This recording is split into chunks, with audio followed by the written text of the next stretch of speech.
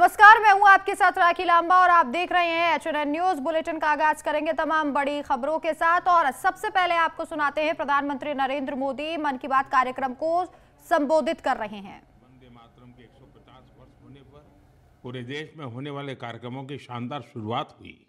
25 नवंबर को अयोध्या में राम मंदिर पर धर्म ध्वजा का आरोहण हुआ।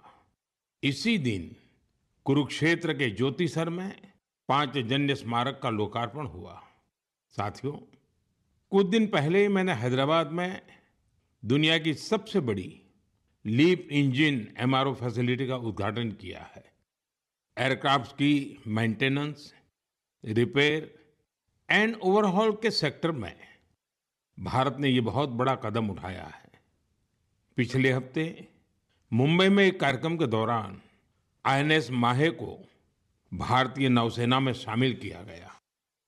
पिछले ही हफ्ते भारत के स्पेस इकोसिस्टम को स्काई रूट के इन्फिनिटी कैंपस ने नई उड़ान दी है। ये भारत की नई सोच, इनोवेशन और यूथ पावर का प्रतिबिंब बना है। साथियों, कृषि क्षेत्र में भी देश ने बड़ी उपलब्धि हासिल की। भारत ने 357 मिलियन टन के खाद्यान्न उत्पादन के साथ एक ऐतिहासिक रिकॉर्ड बनाया है। 357 मिलियन टन। 10 साल पहले की तुलना में भारत का खाद्यान्न उत्पादन 100 मिलियन टन और बढ़ गया है। खेलों की दुनिया में भी भारत का परचम लहराया है। कुछ दिन पहले ही भारत को कॉमनवेल्थ खेलों की मेजबानी का भी ऐलान हुआ। ये उपलब्धियां देश की है, देशवासियों की है। और मन की बात देश के लोगों की ऐसी उपलब्धियों को, लोगों के सामूहिक प्रयासों को जन सामान्य के सामने लाने का एक बेहतरीन मंच है। साथियों, अगर मन में लगन हो, सामूहिक शक्ति पर, टीम की तरह काम करने पर विश्वास हो, गिरकर फिर से उठ खड़े होने का साहस हो, तो कठिन से कठिन काम में भी सफलता सुनिश्चित हो जाती है। आप उस दौर की कल्पना करिए जब सैटेलाइट नहीं थी, GPS सिस्टम नहीं था, नेविगेशन की कोई सुविधाएं नहीं होती थी। तब भी हमारे नाविक बड़े बड़े जहाज लेकर समंदर में निकल जाते थे और तय स्थानों पर पहुंचते थे। अब समंदर से आगे बढ़कर दुनिया के देश अंतरिक्ष की अनंत ऊंचाई को नाप रहे हैं। चुनौती वहां भी वही है। न GPS सिस्टम है, न संचार की वैसी व्यवस्थाएं हैं। फिर हम कैसे आगे बढ़ेंगे? साथियों, कुछ दिनों पहले सोशल मीडिया पर एक वीडियो ने मेरा ध्यान खींचा। ये वीडियो इसरो की एक अनोखी ड्रोन प्रतियोगिता का था। इस वीडियो में हमारे देश के युवा और खासकर हमारे जैन जी मंगल ग्रह जैसी परिस्थितियों में ड्रोन उड़ाने की कोशिश कर रहे थे। ड्रोन उड़ते थे, कुछ पल संतुलन में रहते थे, फिर अचानक जमीन पर गिर पड़ते थे। जानते हैं क्यों? क्योंकि यहाँ जो ड्रोन उड़ रहे थे उनमें GPS का सपोर्ट बिल्कुल नहीं था। मंगल ग्रह पर GPS संभव नहीं, इसलिए ड्रोन को कोई बाहरी संकेत या गाइडेंस नहीं मिल सकता। ड्रोन को अपने कैमरे और इन बिल्ड सॉफ्टवेयर के सहारे उड़ना था। उस छोटे से ड्रोन को जमीन के पैटर्न पहचानने थे, ऊंचाई मापनी थी, बाधाएं समझनी थी और खुद ही सुरक्षित उतरने का रास्ता ढूंढना था। इसलिए ड्रोन भी एक के बाद एक गिरे जा रहे थे। साथियों, इस प्रतियोगिता में पुणे के युवाओं की एक टीम ने कुछ हद तक सफलता पाई। उनका ड्रोन भी कई बार गिरा, क्रैश हुआ, पर उन्होंने हार नहीं मानी। कई बार के प्रयास के बाद इस टीम का ड्रोन मंगल ग्रह की परिस्थिति में कुछ देर उड़ने में कामयाब रहा। साथियों, ये वीडियो देखते हुए मेरे मन में एक और दृश्य उभर आया। वो दिन जब चंद्रयान-2 संपर्क से बाहर हो गया था। उस दिन पूरा देश और खासकर वैज्ञानिक कुछ पल के लिए निराश हुए थे। लेकिन साथियों, असफलता ने उन्हें रोका नहीं। उसी दिन उन्होंने चंद्रयान-3 की सफलता की कहानी लिखनी शुरू कर दी। यही कारण है कि जब चंद्रयान-3 ने सफल लैंडिंग की, तो वो सिर्फ एक मिशन की सफलता नहीं थी, वो तो असफलता से निकलकर बनाए गए विश्वास की सफलता थी। इस वीडियो में जो युवा दिख रहे हैं, उनकी आंखों में मुझे वही चमक दिखाई दी। हर बार जब मैं हमारे युवाओं की लगन और वैज्ञानिकों के समर्पण को देखता हूं, तो मन उत्साह से भर जाता है। युवाओं की यही लगन विकसित भारत की बहुत बड़ी शक्ति है।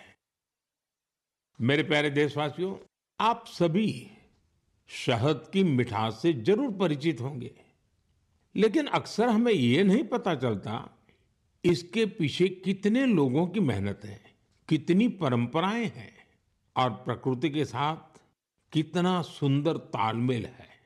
साथियों, जम्मू कश्मीर के पहाड़ी इलाकों में वन तुलसी यानी सुलाई के फूलों से यहाँ की मधुमक्खियां बेहद अनोखा शहद बनाती हैं। ये सफेद रंग का शहद होता है, जिसे रामबन सुलाई हनी कहा जाता है। कुछ वर्षों पहले ही रामबन सुलाई हनी को जीआई टैग मिला है। इसके बाद इस शहद की पहचान पूरे देश में बन रही है। साथियों, दक्षिण कन्नड़ा जिले के पुत्तूर में वहां की वनस्पतियां शहद उत्पादन के लिए उत्कृष्ट मानी जाती हैं। यहाँ ग्रामजन्य नाम की किसान संस्था इस प्राकृतिक उपहार को नई दिशा दे रही है। ग्रामजन्य ने यहाँ एक आधुनिक प्रोसेसिंग यूनिट बनाया। लैब, बॉटलिंग, स्टोरेज और डिजिटल ट्रैकिंग जैसी सुविधाएं जोड़ी गई। अब यही शहद ब्रांडेड उत्पाद बनकर गांवों से शहरों तक पहुंच रहा है। इस प्रयास का लाभ 2,500 से अधिक किसानों को मिला है। साथियों, कर्नाटका के ही तुमकुर जिले में शिवगंगा कालिंजिया नाम की संस्था का प्रयास भी बहुत सराहनीय है। इनके द्वारा यहाँ हर सदस्य को शुरुआत में 2 बी बॉक्सेस दिए जाते हैं। ऐसा करके इस संस्था ने अनेकों किसानों को अपने अभियान से जोड़ दिया है। अब इस संस्था से जुड़े किसान मिलकर शहद निकालते हैं, बेहतरीन पैकेजिंग करते हैं और स्थानीय बाजार तक पहुंचाते हैं। इससे उन्हें लाखों की कमाई भी हो रही है। ऐसा ही एक उदाहरण नागालैंड के क्लिफ हनी हंटिंग का है। नागालैंड के चोकलांगन गांव में खियामनी यांगन जनजाति सदियों से शहद निकालने का काम करती आई है। यहाँ मधुमक्खियों पेड़ों पर नहीं, बल्कि ऊंची चट्टानों पर अपने घर बनाती हैं। इसलिए शहद निकालने का काम भी बहुत जोखिम भरा होता है। इसलिए यहाँ के लोग मधुमक्खियों से पहले सौम्यता से बात करते हैं, उनसे अनुमति लेते हैं, उन्हें बताते हैं कि आज वे शहद लेने आए हैं। इसके बाद शहद निकालते हैं। साथियों, आज भारत हनी प्रोडक्शन में नए रिकॉर्ड बना रहा है। 11 साल पहले देश में हनी का उत्पादन 76,000 मैट्रिक टन था। अब ये बढ़कर 1.5 लाख मैट्रिक टन से भी ज्यादा हो गया है। बीते कुछ वर्षों में शहद का एक्सपोर्ट भी 3 गुना से ज्यादा बढ़ गया है। हनी मिशन कार्यक्रम के तहत खादी ग्रामोद्योग ने भी 2.25 लाख से ज्यादा बी बॉक्सेस लोगों में बांटे हैं। इससे हजारों लोगों को रोजगार के नए अवसर मिले हैं। यानी देश के अलग अलग कोनों में शहद की मिठास भी बढ़ रही है और ये मिठास किसानों की आय भी बढ़ा रही है। मेरे प्यारे देशवासियों, हरियाणा के कुरुक्षेत्र में महाभारत का युद्ध हुआ था, ये हम सभी जानते हैं। लेकिन युद्ध के इस अनुभव को अब आप वहां महाभारत अनुभव केंद्र में भी साक्षात महसूस कर सकते हैं। इस अनुभव केंद्र में महाभारत की गाथा को 3D light and sound show और डिजिटल टेक्निक से दिखाया जा रहा है। 25 नवंबर को जब मैं कुरुक्षेत्र गया था, तो इस अनुभव केंद्र के अनुभव ने मुझे आनंद से भर दिया था। साथियों, कुरुक्षेत्र में ब्रह्म सरोवर पर आयोजित अंतर्राष्ट्रीय गीता महोत्सव में शामिल होना भी मेरे लिए बहुत विशेष रहा। मैं ये देखकर बहुत प्रभावित हुआ कि कैसे दुनिया भर के लोग दिव्य ग्रंथ गीता से प्रेरित हो रहे हैं। इस महोत्सव में यूरोप और सेंट्रल एशिया सहित विश्व के कई देशों के लोगों की भागीदारी रही।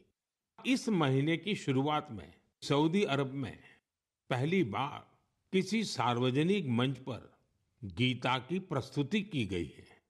यूरोप के लातविया में भी एक यादगार गीता महोत्सव आयोजित किया गया। इस महोत्सव में लातविया, एस्टोनिया, लिथुआनिया और अल्जीरिया के कलाकारों ने बढ़ चढ़ करके हिस्सा लिया।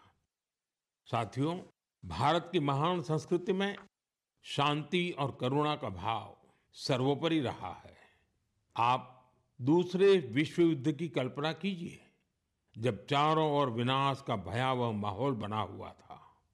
ऐसे मुश्किल समय में गुजरात के नवानगर के जाम साहब महाराजा दिग्विजय सिंह जी ने जो महान कार्य किया, वो आज भी हमें प्रेरणा देता है। उस समय जाम साहब किसी सामरिक गठबंधन या युद्ध की रणनीति को लेकर नहीं सोच रहे थे, बल्कि उनकी चिंता ये थी कि कैसे विश्व युद्ध के बीच पोलिश यहूदी बच्चों की रक्षा होगी। उन्होंने गुजरात में तब हजारों बच्चों को शरण देकर उन्हें नया जीवन दिया, जो आज भी एक मिसाल है। कुछ दिन पहले दक्षिणी इजराइल के मोशाव नेवातिम में जाम साहब की प्रतिमा का अनावरण किया गया। यह बहुत ही विशेष सम्मान था। पिछले वर्ष पोलैंड के वार्सो में मुझे जाम साहब के स्मारक पर श्रद्धा सुमन अर्पित करने का सौभाग्य मिला था। मेरे लिए वो क्षण अविस्मरणीय रहेगा। मेरे प्यारे देशवासियों, कुछ दिनों पहले मैं नेचुरल फार्मिंग के एक विशाल सम्मेलन में हिस्सा लेने कोयम्बटूर गया था। दक्षिण भारत में नेचुरल फार्मिंग को लेकर हो रहे प्रयासों को देखकर मैं बहुत प्रभावित हुआ। कितने ही युवा हाईली क्वालिफाइड प्रोफेशनल अब नेचुरल फार्मिंग फील्ड को अपना रहे हैं। मैंने वहां किसानों से बात की, उनसे अनुभव जाने। नेचुरल फार्मिंग भारत की प्राचीन परंपराओं का हिस्सा रही है और हम सभी का कर्तव्य है कि धरती माँ की रक्षा के लिए इसे निरंतर बढ़ावा दें। साथियों, विश्व की सबसे पुरानी भाषा और विश्व के सबसे प्राचीन शहरों में से एक शहर, इन दोनों का संगम हमेशा अद्भुत होता है। मैं बात कर रहा हूं काशी तमिल संगमम की। 2 दिसंबर से काशी के नमो घाट पर चौथा काशी तमिल संगमम शुरू हो रहा है। इस बार के काशी तमिल संगमम की थीम बहुत ही रोचक है। लर्न तमिल, तमिल कर कलम। काशी तमिल संगमम उन सभी लोगों के लिए एक महत्वपूर्ण मंच बन गया है जिन्हें तमिल भाषा से लगाव है। काशी के लोगों से जब भी बात होती है तो वो हमेशा बताते हैं कि काशी तमिल संगमम का हिस्सा बनना उन्हें बहुत अच्छा लगता है। यहाँ उन्हें कुछ नया सीखने और नए नए लोगों से मिलने का अवसर मिलता है।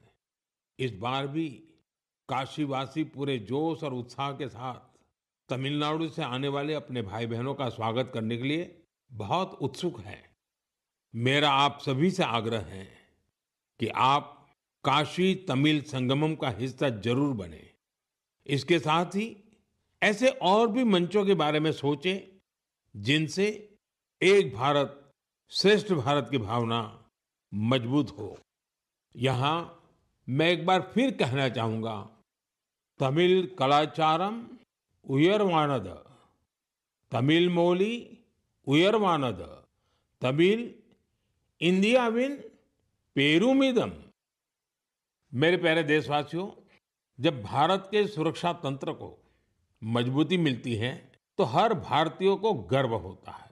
पिछले हफ्ते मुंबई में आईएनएस माहे को भारतीय नौसेना में शामिल किया गया।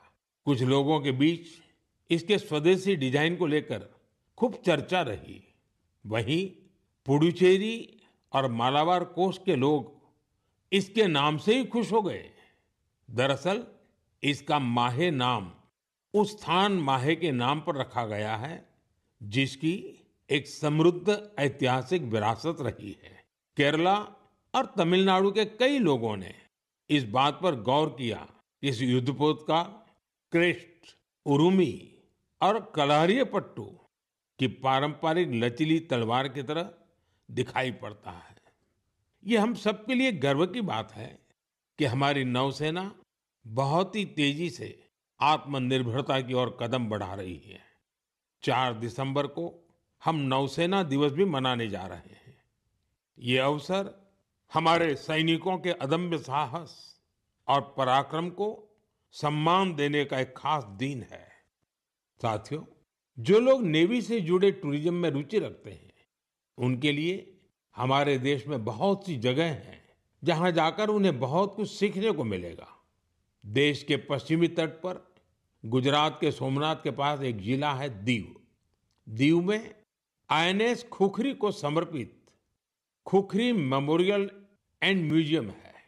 वहीं गोवा में नेवल एविएशन म्यूजियम है, जो एशिया में अपनी तरह का अनूठा संग्रहालय है। फोर्ट कोची के आईएनएस द्रोणाचार्य में इंडियन नेवल मैरीटाइम म्यूजियम है। यहाँ हमारे देश की मैरीटाइम हिस्ट्री और इंडियन नेवी के इवोल्यूशन को देखा जा सकता है। श्री विजयपुरम, जिसे पहले पोर्ट ब्लेयर कहा जाता था, वहाँ समुद्री का नेवल मरीन म्यूजियम उस क्षेत्र के समृद्ध इतिहास को सामने लाने के लिए जाना जाता है। कारवार के रविंद्रनाथ टैगोर बीच पर वॉरशिप म्यूजियम में मिसाइलों और हथियारों की रिप्लिका रखी गई है। विशाखापट्टनम में भी एक सबमरीन, हेलीकॉप्टर और एयरक्राफ्ट म्यूजियम है जो इंडियन नेवी से जुड़ा है। मैं आप सभी से, विशेषकर मिलिट्री हिस्ट्री में रुचि रखने वाले लोगों से आग्रह करता हूं कि आप इन म्यूजियम्स को देखने जरूर जाएं। मेरे प्यारे देशवासियों, सर्दियां आ गई हैं और साथ ही सर्दियों से जुड़े टूरिज्म का भी समय आ गया है। दुनिया के कई देशों ने सर्दियों में होने वाले टूरिज्म को, विंटर टूरिज्म को अपनी अर्थव्यवस्था का बहुत बड़ा आधार बना दिया है। अनेक देशों में दुनिया के सबसे सफल विंटर फेस्टिवल और विंटर स्पोर्ट्स मॉडल है। इन देशों ने skiing, snowboarding, snow trekking, ice climbing और फैमिली स्नो पार्क्स जैसे अनुभवों को अपनी पहचान बनाया है। इन्होंने अपने विंटर फेस्टिवल्स को भी वैश्विक आकर्षण में बदला है। साथियों, हमारे देश में भी विंटर टूरिज्म की हर क्षमता मौजूद है। हमारे पास पहाड़ भी हैं, संस्कृति भी है और एडवेंचर की असीम संभावनाएं भी हैं।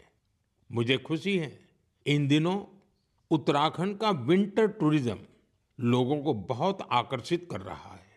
सर्दियों के मौसम में औली, मुनस्यारी, चोपटा और डेहरा जैसी जगहें खूब पॉपुलर हो रही हैं। अभी कुछ सप्ताह पहले पिथौरागढ़ जिले में 14,500 फुट से अधिक की ऊंचाई पर आदि कैलाश में राज्य की पहली high altitude ultra run marathon का आयोजन किया गया था। इसमें देश भर के 18 राज्यों से 750 से ज्यादा एथलीट्स ने हिस्सा लिया था। 60 किलोमीटर लंबी आदि कैलाश परिक्रमा रन का प्रारंभ कड़कड़ाती सर्दी में सुबह 5 बजे हुआ था। इतनी ठंड के बावजूद भी लोगों का उत्साह देखते ही बनता था। आदि कैलाश की यात्रा पर जहां 3 साल पहले तक मात्र 2000 से कम पर्यटक आते थे, अब यह संख्या भी बढ़कर 30,000 से अधिक हो गई है।